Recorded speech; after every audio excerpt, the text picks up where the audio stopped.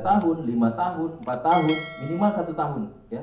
Tapi jarang-jarang ada 1 tahun. Karena kalau kita misalnya investasi, tadi ada usaha tambak ya, usaha tambak, investasinya pasti adalah ke kolamnya ya, atau tempat tambaknya. Nah itu biasanya diperkirakan akan kita akan kita rehabilitasi ya, atau akan kita perbaiki misalnya per 2 tahun misalnya gitu Pak ya, atau per 3 tahun. Nah itu investasi ya. Misalnya usaha usaha fotokopi ya, yang di belakang fotokopi, maka investasinya pasti ada alat produksi ya, alat fotokopinya, kemudian raknya ya, studionya atau tempat usahanya dan lain sebagainya ya. Itu investasi, jadi sifatnya jangka panjang. Oke, di sini aman Pak ya, tidak ada yang terlalu sulit dan terlalu membingungkan, saya rasa ya, semuanya paham tentang biaya investasi. Kemudian yang kedua, lanjut. Nah, biaya operasional ya. Biaya operasional. Ini harus kita pahami step by step ya Pak ya. Biar nanti menghitungnya, kita coba nanti belajar di akhir sesi. Kita sama-sama menghitung HPP ya. Jadi setelah investasi, kita harus menentukan biaya operasional. Ini ada 2. Ada fixed cost atau biaya tetap, dan juga biaya tidak tetap ya, atau variable cost.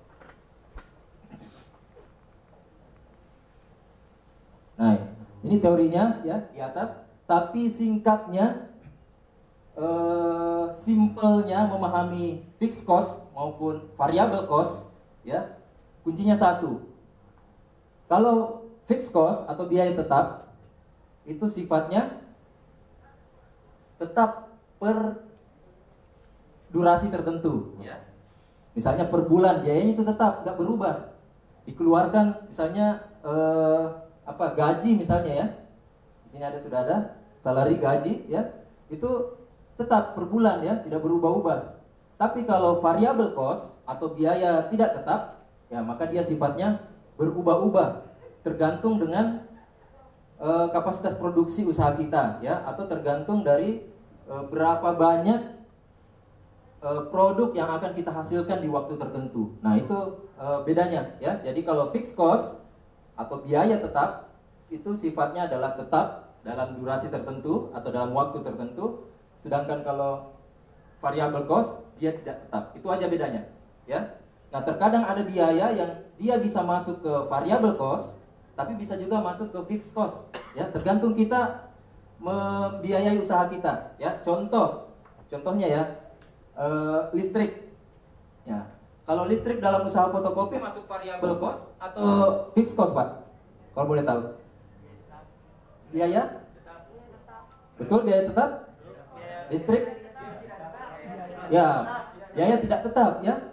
Karena mungkin di suatu tertentu ya, di hari-hari tertentu banyak yang banyak pelanggan, banyak customer, otomatis mesin bekerja lebih banyak ya, bekerja lebih lama ya, yang menyebabkan konsumsi listriknya semakin besar, sehingga nanti biaya listriknya juga besar ya. Itu contoh yang listriknya berada di variable cost. Nah, ada yang listriknya berada di fixed cost. Usaha apa itu? Misalnya, ada yang tahu?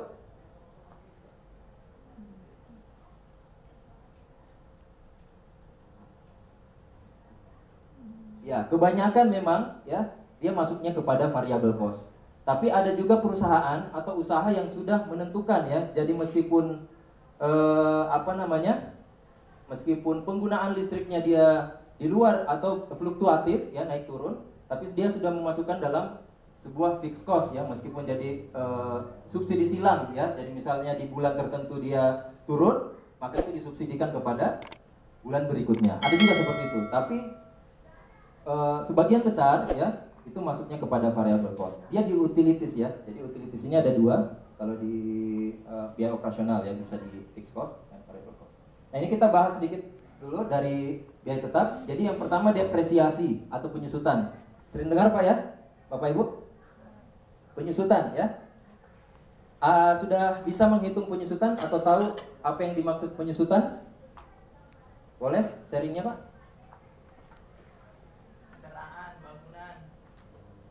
Ya, itu jenisnya. Penyusutan itu apa? Seperti apa contohnya? Ya? Ya, oke. Penyusutan itu 2 tahun. Oke, betul. Ada durasi ya. Jadi pertama sudah ada kuncinya dari Ibu di belakang. Ada durasinya ya penyusutan itu. Kita yang menentukan umur sebuah investasi ya. Jadi apa namanya? Penyusutan ya yang ada di biaya tetap. Penyusutan ini berkaitan dengan kadang berkaitan dengan investasi ya. Tadi investasi jangka panjang ya. Nah, jangka panjangnya ini kan kita mengasumsikan ya, atau kadang dalam sebuah alat produksi ya atau sebuah investasi itu sudah ada umur tertentu ya yang ditetapkan misalnya perusahaan. Ya misalnya kita beli sebuah mesin penggiling padi misalnya. Nah, dari perusahaan penyedia alatnya atau mesinnya itu biasanya sudah memberikan umur umur produktif ya atau umur sebuah mesin ya. Nah, itulah yang nanti masuk dalam perhitungan penyusutan ya. Jadi waktu yang diperkirakan ya untuk memproduktifkan sebuah investasi ya.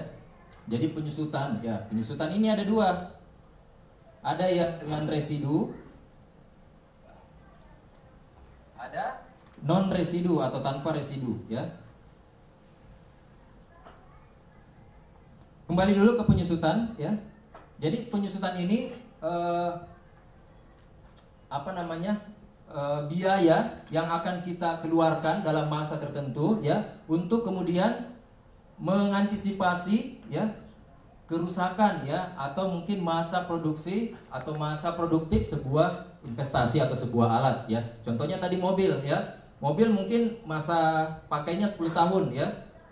Biaya investasinya misalnya 150 juta ya.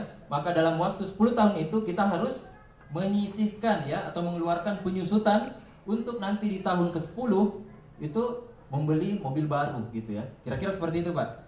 Jadi sudah ada angka, sudah ada nilai yang kita keluarkan dalam sebuah biaya operasional untuk mengasumsikan nanti di tahun terakhir ya investasi itu atau barang itu sudah uzur ya, sudah tidak bisa pakai, kita mampu membeli lagi. Kira-kira begitu, Pak. Simpelnya. Bisa dipahami ya? Ya, misalnya mesin kompor misalnya ya. Kalau kita mau ada usaha kuliner, kompor misalnya 2 tahun. Ya, maka dalam 24 bulan itu kita harus menyisihkan biaya operasional untuk membeli kompor baru di tahun tahun ketiga ya.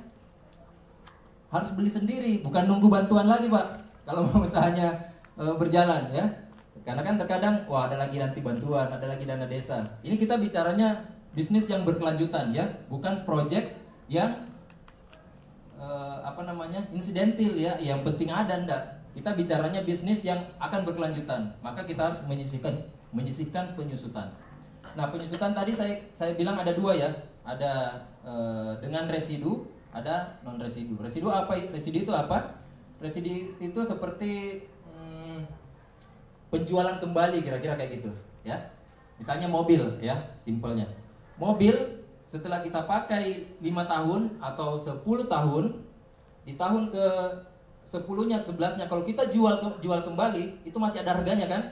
Nah, itu residunya. Tapi ada investasi yang sudah tidak bisa kita apa-apakan. Ya sudah menjadi tinggal ditimbang lah, kira-kira kayak begitu, Pak ya. Ya, sudah tidak bisa dijual, ya itu non residu namanya. Maka nanti menghitung penyusutan itu harus dikaitkan dengan investasi apa yang kita keluarkan ya. Misalnya sewa gedung. Nah, sewa gedung itu pasti non residu, bukan kita yang punya ya. Masa kita mau jual? Ya, maka itu non residu. Ya, kalau alat fotokopi misalnya masih bisa dijual enggak? Masih ya, tapi nilainya berapa nanti berkaitan dengan nilai yang akan kita masukkan ke penyusutan. Paham di sini, Pak? Penyusutan? Oke, kita lanjut ya. Yang kedua sewa ya, ini contoh saja ya. Kalau tidak ada yang disewa ya nggak usah dimasukkan ya. Kemudian salary atau gaji atau upah anggota ya, atau upah pegawai ya, tenaga kerja dan lain sebagainya. Kemudian tax and insurance ya, pajak atau asuransi. Kalau usaha kita punya asuransi atau pajak, nah itu kan dikeluarkan bulanan ya. Misalnya kita punya mobil untuk usaha BUMDes kita operasional, maka ada asuransinya, yaitu masuknya di biaya tetap.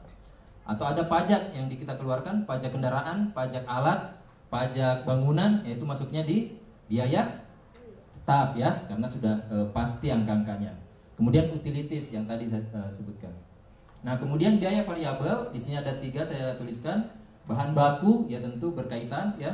Kalau di tambak apa Pak yang biaya variabelnya kira-kira?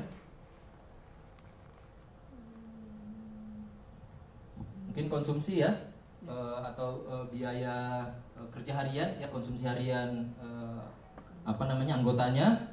Bisa juga mungkin berkaitan dengan kalau pakan dan lain-lainnya, masuknya di mana Pak kira-kira? Biaya tetap ya, karena sudah ditentukan berapa ribu ekor ya, maka sudah